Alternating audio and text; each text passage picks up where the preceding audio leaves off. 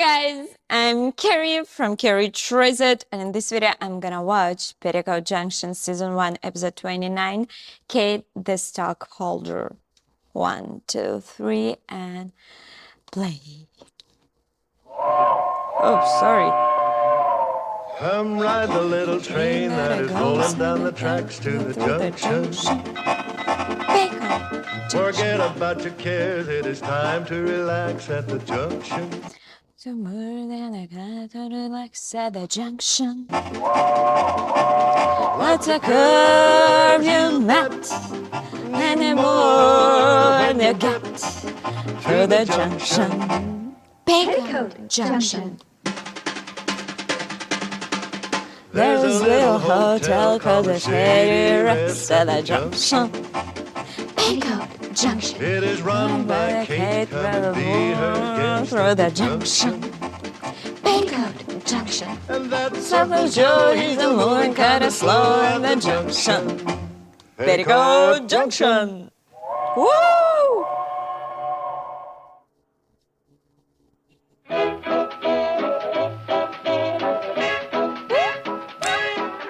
Yeah, hooter will hop. Hey, the hooter will hop. Hey, the hooter will hop. Howdy, Kate. Morning, Kate. What? I said morning, Kate.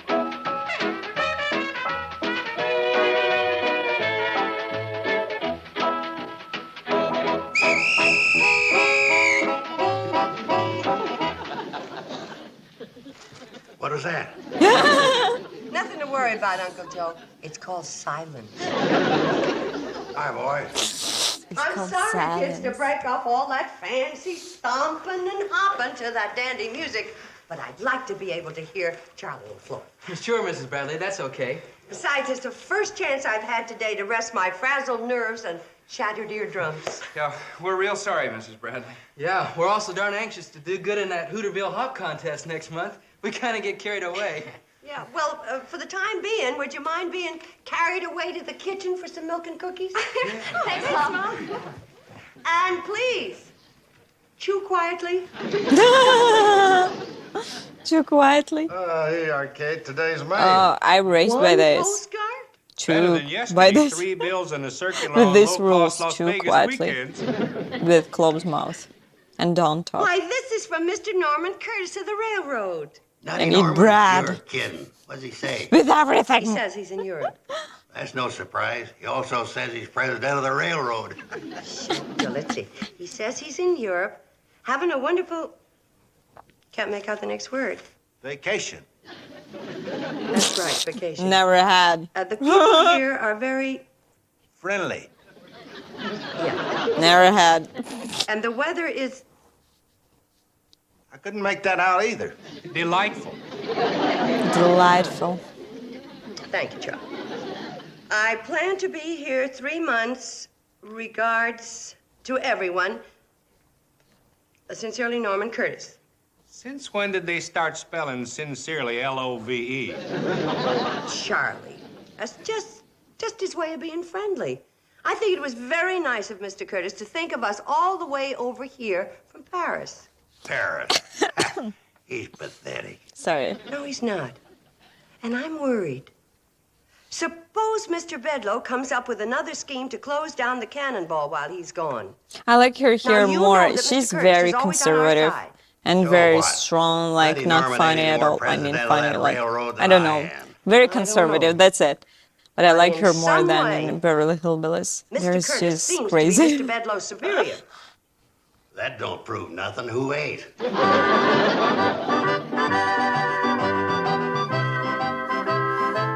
Bedloe, as your superior, I have a right to know why you're requesting a temporary transfer to Hooterville. Mr. Giddings, you know that miserable Hooterville cannonball is the one rotten apple in the whole CNFW barrel. Close down that line while Curtis is in Europe, and you'll be able to walk into the next stockholders meeting as the, well, shall we say, the CNFW Man of the Year. I have strict orders from Norman Curtis not to close down the cannonball. But you're not going to close it down. You'll be improving it. This scheme is even sneakier than I thought. You've lost me. JB, appoint me superintendent of that line, and I'll institute an efficiency campaign that'll make those people down there wish they'd never heard of the Hooterville Cannonball. You're beginning to find me. Believe me, JB. When I get through with them down there, you won't have to close down the line. They'll do it themselves. And be grateful for the chance. And I won't be bucking Curtis's orders either. Oh, more than that, you'll be the stockholder's hero. Remember, JB, this company's ready for new and dynamic leadership. Bedlow, I'm sending you to Hooterville as superintendent of that line. But there's less than a month until the stockholders' meeting. If you're going to get the job done in time, you'd better leave as soon as possible. Whatever you say, JB.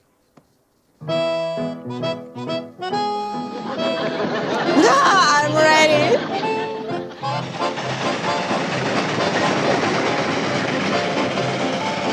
Yeah. Again, training danger. Joe. Hi, boy. Beautiful day, ain't it? Makes a man glad he's alive. Good morning, everybody. I wish I was dead. Homer, Bedlow, what are you doing in Hooterville? That's like asking a fox what he's doing in the hen house. Oh, that's very witty, Mr. Carson. I'm going to enjoy living with you at the Shady Rests. You're staying here? For how long? Only as long as it takes to get the job done. Mrs. Bradley, do you have yearly rates? Mr. Bedlow, what are you talking about?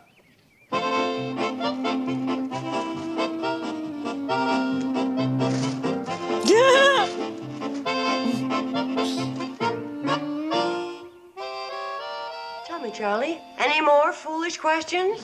But, Mr. Bedlow, Now, stop mumbling, man, when you're talking to the new superintendent of the Hooterville Cannonball. Now, come along, let's get going. Get going where to? To work, we've got a schedule to keep. What schedule? This schedule. A schedule for the cannonball? The thought of that makes my heart jump up into my throat, Mr. Bedlow. Well, swallow it. Let's get going. We've got to be in Hooterville in 12 minutes. What for? Because it says so here.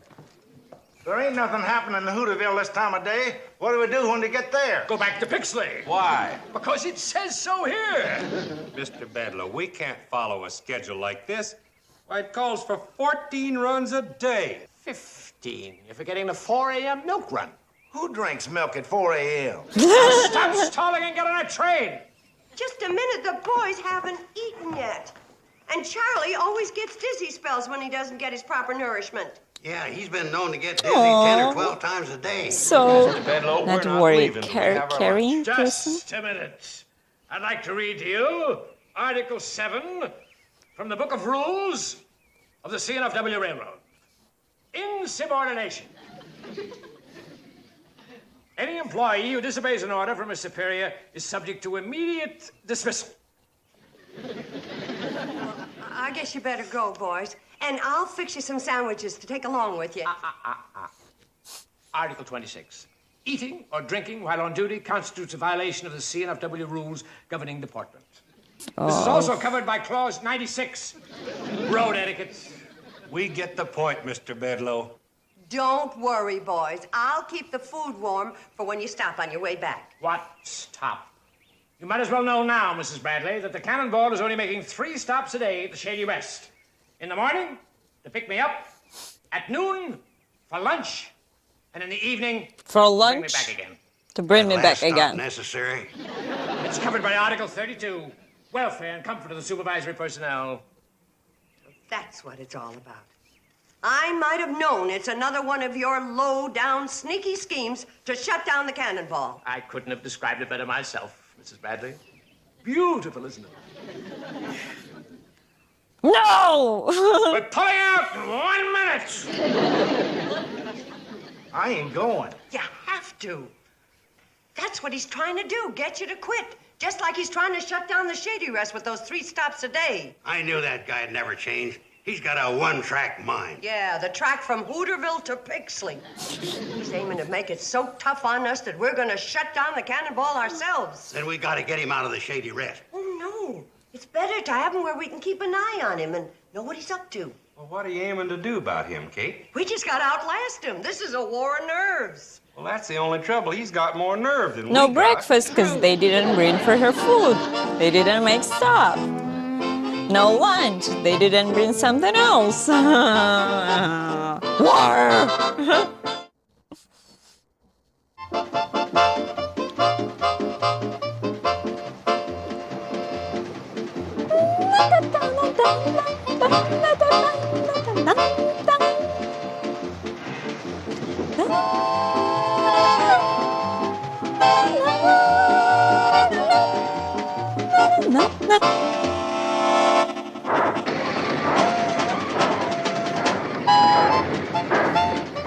Yes, I know this thing when you're like set up in your job and routine and everything like going in the way that you want it to be and you're happy with everything and like something and you're so unhappy, oh yeah. And you can't work anymore. You're just breaking your brain how to change it back.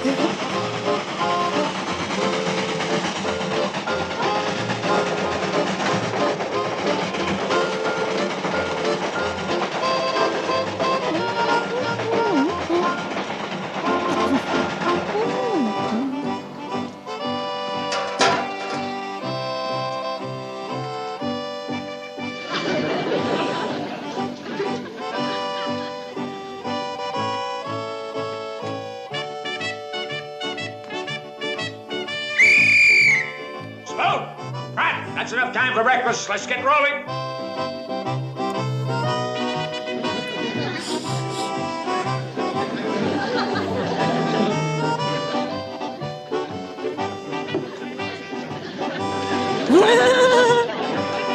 Exhausted.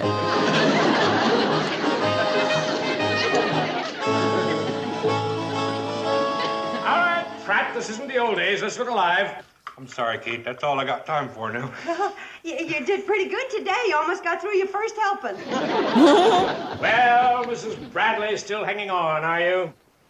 We got lots of patience, Mr. Bedloe. Yes, but no guests. Not since I put in that new schedule. I don't know why Pratt and Smoot haven't thrown in the towel, unless it's because they wanted for one good cry. You never managed to beat us before. Don't you think you're a mite overconfident? Nonsense. I can finish you all off in one day. My only reason for stretching it out is my analyst told me I don't get enough pleasure out of life.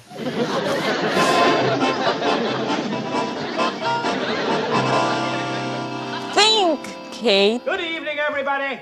Beautiful evening, isn't it? Oh, do my eyes deceive me? Is it possible that I am witnessing a touch of communal despair? What a picture you make. If only I was an artist and could immortalize this moment in oils, I assure you the painting would occupy a prominent place on my office wall and forever in my heart. Mr. Bedloe, if you've got a heart, I'd like to see it. Yeah, me too. Right out in the open. What'd you do with Floyd and Charlie? They're fast asleep at their post in the locomotive cab. That way they thought they'd get a good night's sleep. Those two poor boys sure have a good rest coming to them. Not a chance. In 2.5 hours' time, we're taking a practice emergency run. Oh, what a lovely night for a train ride. You won't think it's such a lovely night when all you get for supper is a cucumber sandwich. I had a hunch something like that would happen. The Pixley Diner barbecues a fine chicken. One of you girls bring a plate up to my room. But oh, by the way, Mrs. Bradley, since you won't be cooking dinner for me tonight, I'll naturally expect you to deduct it from my bill. If I was a younger and stronger man, I'd sure show him. Yeah, Uncle Joe, you'd knock his block off, huh? No. I'd walk all the way to Pixley and get me some of that chicken.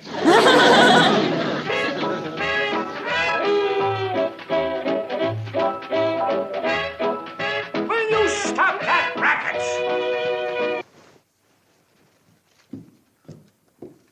Mrs. Bradley, what kind of a hotel is this where a man can't get a decent 2.5 hours sleep? But it's so early. Early? In another 45 minutes, it's going to be almost 9 o'clock. Have you forgotten? I'm to take a practice emergency run? Who Who could forget an absolute necessity like that? This is too much. You're right, Mr. Bedlow. This is too much.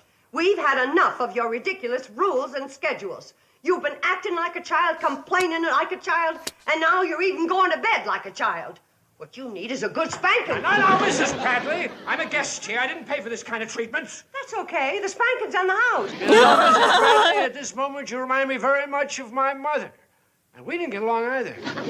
Your mother sounds like a fine, intelligent woman. And at this moment, I just wish I was your mother. Sounds to me like you're not happy with my patronage. We ain't happy with any part of you. Very well. I'll leave the first thing in the morning. I'm sure I can get suitable accommodations in Pixley. Okay, girls, start dancing again, and to heck with you, Bedlow. Very well, Mrs. Bradley.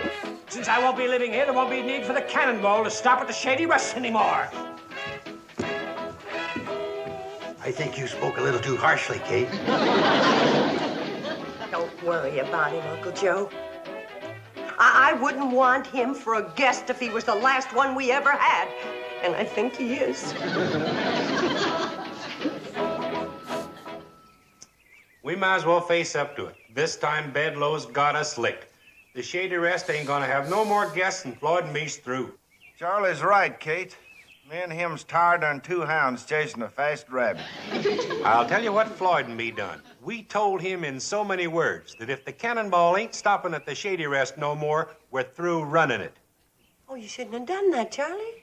That's exactly what he wants. If you and Floyd quit, he can shut down the cannonball. Well, he's gonna do it anyhow, sooner or later. Where'd Bedlow go? Into the city, CNFW stockholders meeting he had to attend. You know, somebody ought to tell them stockholders how their money's being wasted. Paying a man $30,000 a year to be superintendent of a one-track line.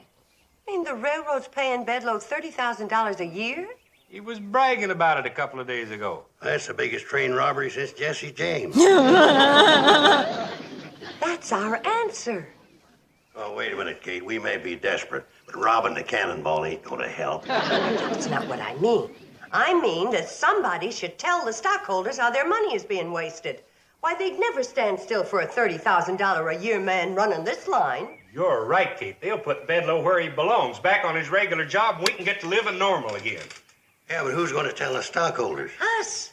We'll go to the meeting. Well, they'll never let us in. Oh, yes, they will if we're stockholders. Kate, you don't expect us to buy CNFW stock. All we need's one share. My golly, Kate, I believe you've blundered onto something. Well, thank you, Uncle Joe. Now, are we all for it? Aye. Aye. It's unanimous. Now then, I'll get Sam Drucker to buy the share of stock for us, and then with luck, we'll be buying Mr. Bedlow a one-way ticket out of our lives forever. Go,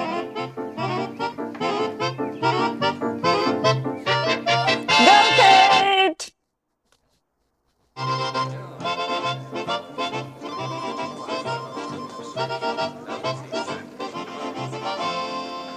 JB, when those two imitation railroadmen told me they were quitting, I knew that my mission was accomplished. You did it, huh? Yes, sir, JB.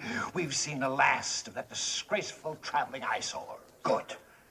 Then I can announce that the cannonball is out of business. It's going to be scrapped. Right. That's one headache that's gone forever. Looks like we're getting some visitors. Oh. Oh. Excuse me a minute, JB. Just a minute. You can't come in here. Why, hello, Mr. Bedlow. Well, this meeting is for the stockholders of the CNFW. That's us. Here's our share of stock. Hooterville Investment Fund. And we're the Homer Bedlow Fan Club. Oh, that's very flattering. It's gratifying to know that my modest efforts in your community haven't gone unnoticed. Bedlow must go. Yeah, there was two more words telling where, but we ran out of girls. But if you ran out of girl. I'm afraid you're a little late. What do you mean? Well, if you'll just sit down and make yourself comfortable, the service is about to begin.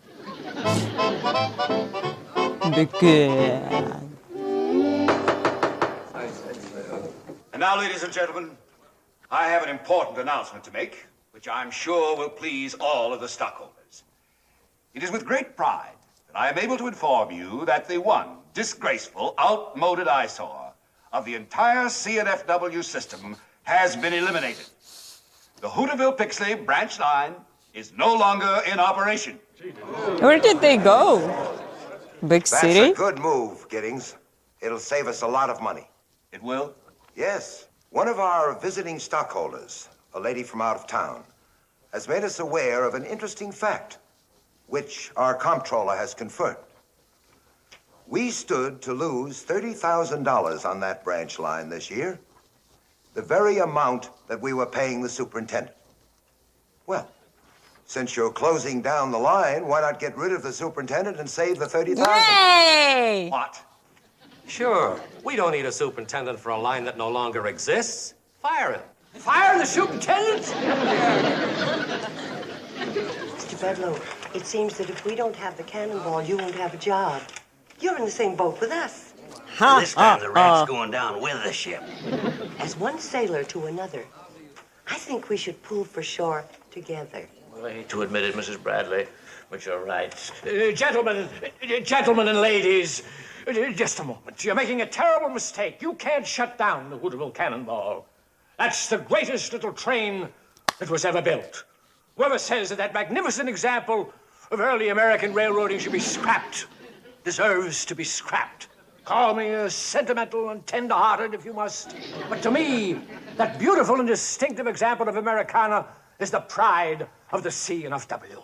But as I understand it, the Hooterville Cannonball runs on an outdated, inefficient line that doesn't even keep a schedule. That's not true. Well, since when? Since you sent us the best superintendent in railroad history. Why, you can't shut down that line after what he's done for it. He has given us a schedule that outdoes any other line in the country. Right, Charlie? 14 runs a day. Plus the milk run. And Mr. Bedloe has shown us the light. At 4 a.m. In the dark. But it's still costing At us 4 a.m. $30,000. Well, when you want the best, you gotta pay for it. Exactly. What's a paltry $30,000 compared to the welfare and happiness of the fine and noble people of that community who depend upon that line? And what about these two self-sacrificing individuals who run that great little train? I refer to my good friends and close companions, Charlie Pratt and Floyd Smoot, two brave and selfless creatures who I've seen deprived of food and sleep just to keep the cannonball rolling. And gentlemen, with us today is the proprietress of the Shady Rest Hotel. I couldn't love her more, even if she were my own mother. And her three charming daughters, who, by the way, are my fan club. Must Bedloe go? Must Bedloe go? Gentlemen, you haven't lived unless you've seen these three charming creatures give one of her delightful folk dances. What more can I say, gentlemen? The people in this valley are our kind of people, the greatest people in the world. Let the CNFW be known as the railroad. Sneaky man. Gentlemen, I beg This you. is like 90s. Do If you not want to have scrap your business, the small Hooterville business, whatever, big Cannonball. business, you have to pay money to not just government, but you have to pay money for people who decided that they're very strong and they can be known as the railroad with a heart. threaten you. And that we you're just reopen the scared and you're Hooterville paying. Pixley line This is the same. and keep on the superintendent. Gentlemen, we don't want to keep our wonderful superintendent on the Hooterville Cannonball. Well, why not? You were just telling us how much you wanted him. Well, I may be a woman, but underneath it all, I'm a stockholder. It'd be very selfish of us to want to keep Mr. Bedloe in Hooterville. He should be sent to other trouble spots. Trouble's his middle name. Did you hear that, Giddings? I certainly did. And I know just the place where Mr. Bedloe should be sent. To our newly acquired railroad line in Kodiak, Alaska.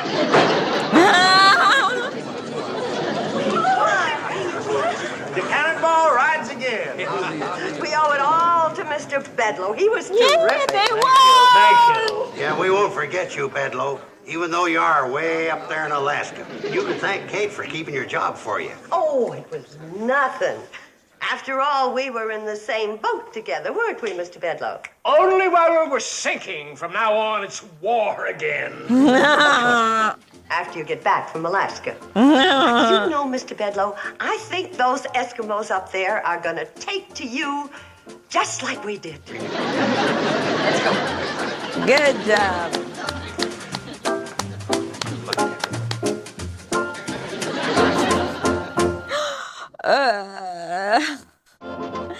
So it was Petticoat Junction, and I hope you love this show as much as I do. Don't forget about like, subscribe, and support me on Patreon. Here are the link for Amazon wishlist, and I'll see you next time. Bye bye, guys.